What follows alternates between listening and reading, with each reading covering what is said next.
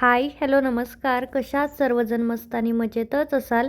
मी काजल तुम्हा सगळ्यांचं परत एकदा आपल्या आजच्या व्हिडिओमध्ये अगदी मनापासून स्वागत करते.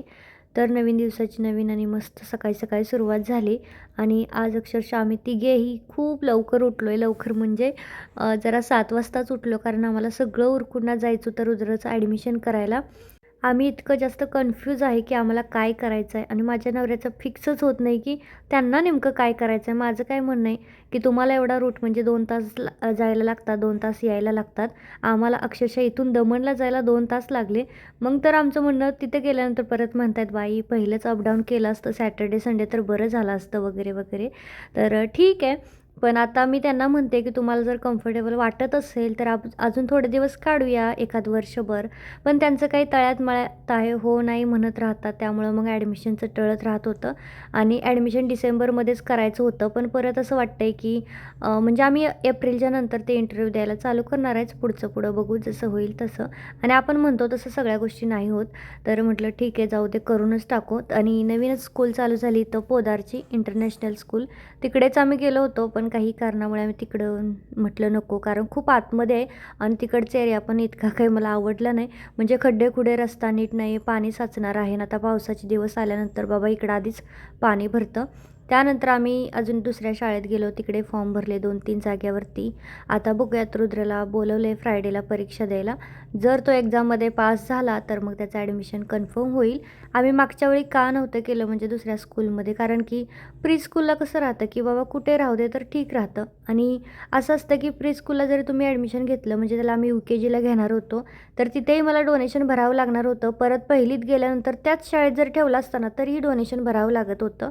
सो मग मला ते इतकं डोनेशन 80-90 हजार रुपये ते इतकी जास्त फी असते त्याची, तर ते मला नको होतं. पण आता म्हटलं पहिलीला जातो आहे, पहिलीचा बेससुद्धा खूप इम्पॉर्टंट असतो, म्हणजे मॅथ्स वगैरे मेन जे आहे ना ते स्टार्ट होतं. आणि त्या मानाने ते सगळ्या शाळेविषयी मी इतकं विचारलं. शाळेविषयी खरं तर नावं ठेवू नये, पण आपल्याला असं वाटतं ना, की व्यवस्थित सगळं राहावं, आपण एवढं फी देतो तर असं एक आपली अपेक्षा असते. त्यानुसार आमची आहे. तर बघूयात आता रुद्रचं ॲडमिशन कोणत्या शाळेत होतो आहे. आणि बऱ्याच जणांचं बरंच वेगवेगळं मत राहतं. तर कोणाला असं वाटतं आहे, की बाबा समोरून टीचर ज्यावेळेस बोलतात त्यावेळेस त्यांनी इंग्लिशमधून कम्युनिकेशन करावं मुलांसोबत, आणि म्हणजे मग मुलंही इंग्लिश बोलायला शिकतील. पण मोस्ट ऑफ शाळेमध्ये ना हिंदीतूनच असं ट्रान्सलेट केलं जातं, की बाबा हे काय ते काय. तर आता इतकं तरी होणार नाही, पण बघूयात आता. पुढचं पुढं एखादी भेटली चांगली शाळा तर ठीक आहे. पण इथं तरी आता 2-2च शाळा मला ठीकठाक वाटतात, 2-3.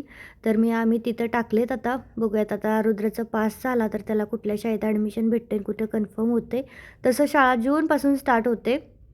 आजचा दिवस इतका घाईमध्ये गेला ना, सकाळी तिकडनं आली, त्याच्यानंतर ह्याला स्कूलमध्ये पाठवायचं होतं, त्यांना कंपनीत जायचं होतं, स्वयंपाक केला.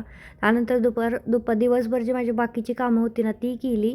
मग बाजारात गेली, बाजारातून ना भाजीपाला वगैरे घेऊन आली, कारण 1 महिना झालं मी गेलीच नव्हती माझ्या संक्रांतीच्या लोडमुळे. त्याच्यानंतर मग म्हटलं घरी आले आणि तिथे ना मला एक रुद्रसाठी नाईट पॅन्टी आवडल्या होत्या, मी त्या घेतल्या आणि घरी आले तर शॉर्ट झाल्या. परत चालत इतका लांब 1-1.5 किलोमीटर गेली. परत आली आणि आता मला नको झालं होतं हे सगळं करायला. हे काढायला भाज्या वगैरे अजिबात नको वाटत होतं, पण तरीही काढलं. परत अजून काही कोलगेट वगैरे किंवा मग अशा रुद्रसाठी ड्रायफ्रूट घ्यायचे होते. ते घ्यायला बाजारमध्ये गेले. त्या बाजारमधून परत आले. तर अशी मला बाहेरची कामं म्हटलं ना, की मी थकूनच जाते. मला बाहेर थोडा जरी वेळ फिरवलं ना, घरात आल्यानंतर काहीच करायची इच्छा होत नाही. त्यामुळे माझं काय झालं आहे, की आता मला घर म्हणजेच माझं कम्फर्ट झोन झाल्यासारखं झालं आहे. घरातून बाहेर जर पडली ना, मला नकोच वाटतं. म्हणजे फिरायला वगैरे ठीक आहे वाटतं, पण असं काही कामानिमित्त गेले आणि परत घरी आली ना, इतका थकवा येतो, की मला सोफ्यावरून उठू वाटत नाही. असं वाटतं लोळावं, कुणीतरी आहे तर चहा वगैरे द्यावा, असा फील येतो. पण ठीक आहे, आता आपल्याला करणं भाग आहे, एवढं सगळं करायचं लागतं, काही गोष्टी कराव्या लागतात. त्यांचं कसं होतं ना, त्यांचा मला वेळच भेटत नाही. सेकंड शिफ्टला त्यांना घरातून 12:45ला निघावं लागते. आधी पहिलं कसं असायचं, सेकंड शिफ्टला ते 3ची शिफ्ट राहिली तर 2:45ला निघत होते. मग हे खूप वेळ असा म्हणजे असाच वेस्ट जातो आहे. सो त्यामुळे आम्ही थोडंसं आमचं कसं आता त्यांचाही आपण जॉब जॉब सोडू शकत नाही आणि माझंही काम आता मी बंद करू शकत नाही. दोन्हीकडून आम्हाला टिकवून धरणं गरजेचं आहे. त्यामुळे त्यांचा वेळ मला थोडा तरी 3-4 तास तरी भेटावेत, म्हणजे पार्सल पोहोचवण्यासाठी, पॅकिंगसाठी म्हणा, ॲड्रेस लिहिण्यासाठी, असे छोटी-छोटी कामं करण्यासाठी, जे की आम्हाला दुसरीकडे भेटेल असं आमचं वाटतं आहे. बघूयात आता, शेवटी जे आहे ते होत राहतं. तर नारायणपेठ साडीचा मी इथं व्हिडिओ शूट करत होते, म्हणून मी रुद्रला काय म्हटलं की अरे जा निकिताकडे, तिकडे खेळ आणि तिकडे जरा मज्जा कर. आणि पोराने माझा लाईव्ह पूर्ण खराब करून ठेवला. एकतरी नेटवर्क इश्यूमुळे मला लाईव्ह घेता येत नाही आहे. आता सकाळी आल्या ना रुद्रच्या पप्पावर चांगला माझा म्हणजे ओरडा पडणार आहे. इतके दिवस मी झालं म्हणते की ही नको, आम्ही वायफाय घेताना चूक केली की 40चाच घेतला, 40च्या स्पीडचा. 60 का 40 आहे, मला तो 100चा पाहिजे होता. आणि आता तो प्लॅन आता बरेच दिवस आहे, तर आता मी 2-4 दिवसात चेंज करून घेणार आहे वायफाय. हे मला एअरटेलचं नाही आवडत आहे, एअरटेल बिलकुल व्यवस्थित नाही आहे. आमचं मागचं होतं ना ते खूप छान होतं दमनमधलं, ते एकदम फास्ट चालायचं. कसंही लाईव्ह घ्या, काही पण घ्या, एकदम व्यवस्थित चालत होतं. तर नारायणपेठ साडीमध्ये आपण ऑफर ठेवलेली आहे बरं का, ₹950 एक साडी आणि 2 साड्या घेतल्यात तर 1800. पण ही एकच दिवस ऑफर राहणार आहे, त्याच्यानंतर मग रेट वाढणार आहे, 999 होईल. त्यामुळे ज्यांना कोणाला पाहिजे असेल ना तर एक दिवसाच्या आतमध्ये घ्या. खरंच साड्या इतक्या जास्त शाईन करतायत ना, म्हणजे खूपच भारी. मला एवढं प्रेझेंट व्यवस्थित करता येत नाही आहे व्हिडिओमध्ये, कारण थोडा लाईटचा इश्यू होतो आहे, कधी-कधी ते व्यवस्थित कॅमेराचा इश्यू होतो आहे, अशा छोट्या-छोट्या गोष्टी होत आहेत. पण या व्हिडिओमध्ये तुम्हाला नीट सरळ दिसते आता की बाबा हे कसे कलर आहेत आणि खूप सुंदर शाईन मारतायत बरं का कलर. त्यामुळे पाहिजे असेल तर नक्की घ्या. क्वांटिटी मी बनवली, प्रत्येक कलरमध्ये ना मी 7-7ची क्वांटिटी घेतली आहे. त्यामुळे तुम्हाला हवे असेल तर नक्की घ्या. आणि खरं सांगू का, सोसायटीमध्ये राहण्याचे ना खूप नुकसान आहेत, फ्लॅटमध्ये राहण्याचे ना फायदे असतात. कारण सोसायटीमध्ये राहण्याचं मग मी लाईव्ह घेत होते, म्हणजे पोरं इतकी कालवा करत होती, त्यांना दिसत होतं की काय खिडकीतून माहीत नाही, खेळत होती तिकडे टेरेसच्या साईडला. आंटी क्या कर रहे हो, ओ हुआ ए हुआ. कालच्या लाईव्हमध्ये जर तुम्ही बघितलं असेल, मला इतकं डोकं इरिटेट झालं झालं होतं की कधी नव्हे ते मी रुद्रला काल म्हणजे त्याला पनिश केलं होतं, म्हणजे त्याला अगदी अक्षरशः मारलं होतं मी.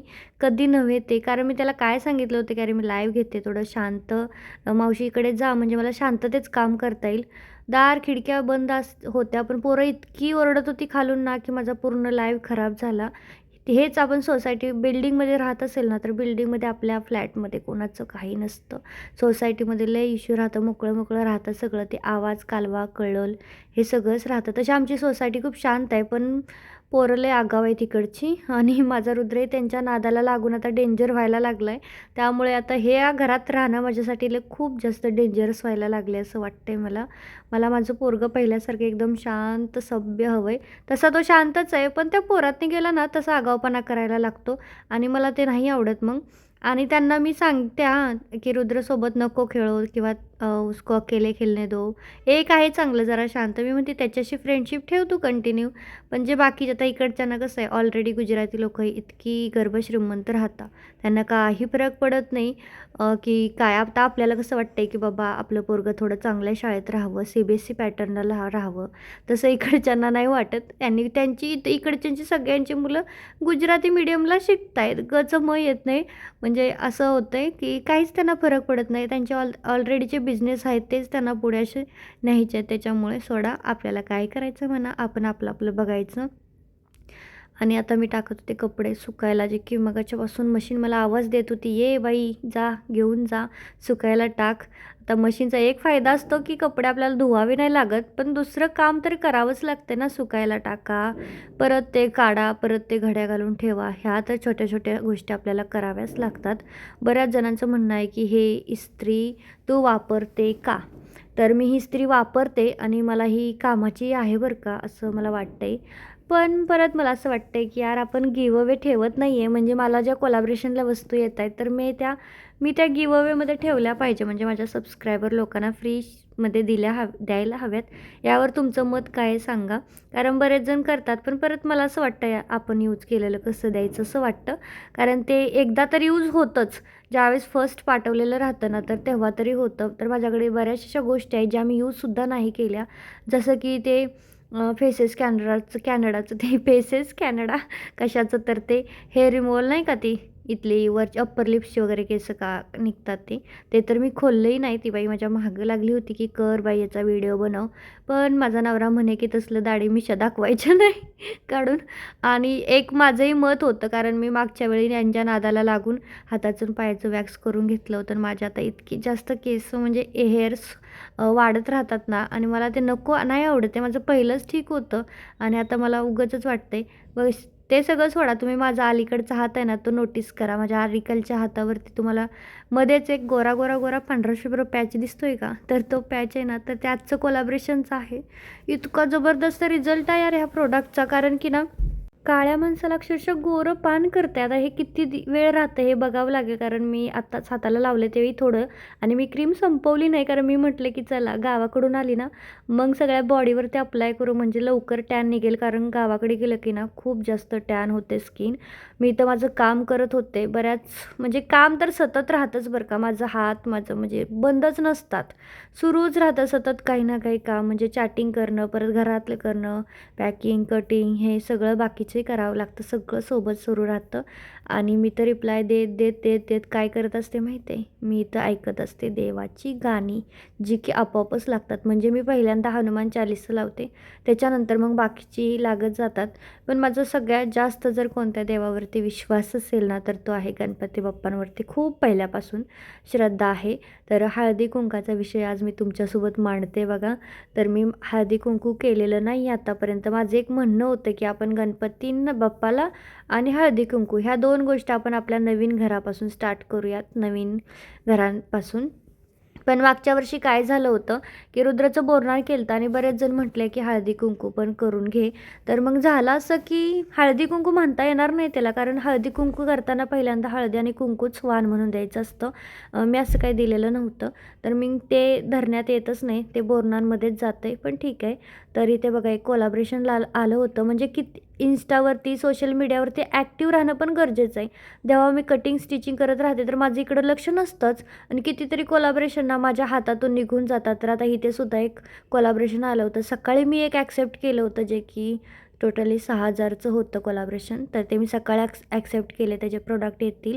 आणि आता जे मी हातावरती करून दाखवलं ना तर ते निकोनी ब्रँडचं प्रोडक्ट. तर मी चॅटिंग करतच होती की तोपर्यंत असा एक मेसेज आला, आणि मला कालपासून ना दोघी तिघींचे आलेले आहेत असं लिंक.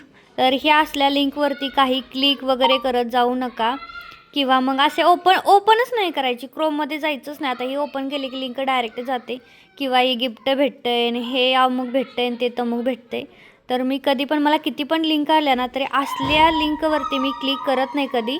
आणि तुम्हीसुद्धा करू नका, कारण या महिन्यात माझ्या जवळच्या कितीतरी लोकांचे असेच पैसे उडालेत. तर असं काही करू नका, कारण कमवायला लय कष्ट लागतात, आणि उडवायला म्हणजे एका मिनटाच्या आत अकाउंट खाली होते. हे बघा असे लिंक आले, तर मी न ओपन करताच मी डायरेक्ट तो मेसेज सोडून देत असते किंवा डिलीट मारत असते, असं आहे. तर तुम्ही स्ट्रिक्ट राहा थोडंसं. त्यामुळे मग असं पूर्ण डलनेस चेहऱ्यावरती आहे, बघू शकता. एकदम थकल्यासारखा चेहरा दिसतोय. तर चला आता आज 2-3 दिवस झालं जरा मला लवकर झोपायला भेटतंय, पण झोप येत नाही आहे. का माहीत का? मला उलटं काम असेल ना त्या दिवशी मला 9-10 वाजता झोप येते, आणि ज्या दिवशी मला काम नसेल ना त्यावेळेस मला 12-1 पर्यंत झोप येत नाही. मला असं नको वाटतं. मला वाटतं मला कंटिन्यू काम असावं, दिवसभर काम असावं असं मला वाटत राहतं. तसं होतं पण इतकं नव्हतं. तर कालचं आपण विनर काढले. बऱ्याच जणांना असं वाटतंय की म्हणजे माझी वहिनी विनर व्हावी असं मला वाटत होतं. तर तुम्हाला सांगण्यात येते की त्या काय माझ्या सख्या किंवा चुलत अशा नात्यातल्या नाही आहेत. त्या आमच्या फक्त गावातल्या आहेत. त्यांचं घर खूप लांब आहे, आमचं घर खूप लांब आहे. असं काही एवढं हे नाही की बाबा. आणि मी तुम्हाला खरं सांगायचं झालं तर प्रत्येक व्हिडिओमध्ये मी सांगत असते की बाबा माझ्या रिलेटिव्सपेक्षासुद्धा मला माझे सबस्क्रायबर खूप जास्त जवळचे आहे, कारण तेच जितक्या छान कमेंट करतात. उलटं रिलेटिव्ज असतात ना ते थोडेसे मी बोलत असते प्रत्येक वेळी. तर असं काही नाही, असा काही गैरसमज करून घेऊ नका. तर आम्ही ज्यावेळेस विनर काढले त्याच्यानंतर आम्ही 2 मिनिटांनी परत चेक केलं तर त्यांचे परत वाढले होते. सो मग हे खूप कन्फ्युजन झालं, आणि मग मला असं वाटत होते की यार त्यांना असं वाटेल की त्यांनाही असं वाटेल ना म्हणजे आपल्या गावातलीच असून तिने मला विनर नाही काढलं तर मग असं वाटू शकतं ना त्यांना की मुद्दामच नाही केलं. तर मला असं दोघीलाही नाराज करायचं नव्हतं. आणि तसंही ज्या ताईंचं मी पहिल्यांदा नाव काढलं होतं ना, तर त्यांची साईज ही प्लस साईज होती ब्लाऊजची, जी की मला नसती जमली आणि ब्लाऊजही परफेक्ट बसला नसता. तब्येत जास्त होती त्यांची. तर मी मोठ्या साईजचे ब्लाऊज ड्रेस शिवत नाही, तुम्हाला जर माहीत असेल तर, कारण ते बरोबर बसत नाही, त्याच्यामुळे मी त्याच्या नादी लागत नाही. सो मी हा एक डिसिजन घेतला आणि हा आम्ही दोघांनी मिळून घेतला होता. बऱ्याच जण याच्या सोबतही होते, बऱ्याच जणांना असं वाटत होतं, पण असं काही नाही आहे. मी असं कधीच करत नाही की हे माझ्या जवळचं ते माझे हे, असं काही नाही. सगळे माझ्यासाठी सेम आहे. आणि यूट्यूबचे उरचे माझे सबस्क्रायबर जे आहेत ना तुम्ही लोक, तर ते जास्त जवळचे, कारण खूप प्रत्येक गोष्टीमध्ये किती सपोर्ट करता आणि अजून काय पाहिजे. तर चला, मला एवढंच आज बोलायचं होतं आणि मी जाते आता झोपायला. आमचा रुद्र पण आज अजून झोपला नाही, त्याला आता मी झोपवणार आहे. बऱ्याच दिवसानंतर आज माझ्यासोबत चालला, नाही तर रोज एकटाच झोपतो, असं असतं त्याचं. तर चला, भेटूयात उद्याच्या छानशा छोट्याशा ब्लॉगमध्ये. तोपर्यंत व्हिडिओला लाईक करा, शेअर करा, चॅनलला सबस्क्राईब करा. राहिलेला प्रश्न, यूट्यूबची विनर कधी काढणार आहे, तर उद्या वगैरे मी का सांगेन की यूट्यूबची विनर आपण कोण आहे, त्यांना काय गिफ्ट देणार आहे. तर चला, भेटूयात पुढच्या व्हिडिओमध्ये. बाय.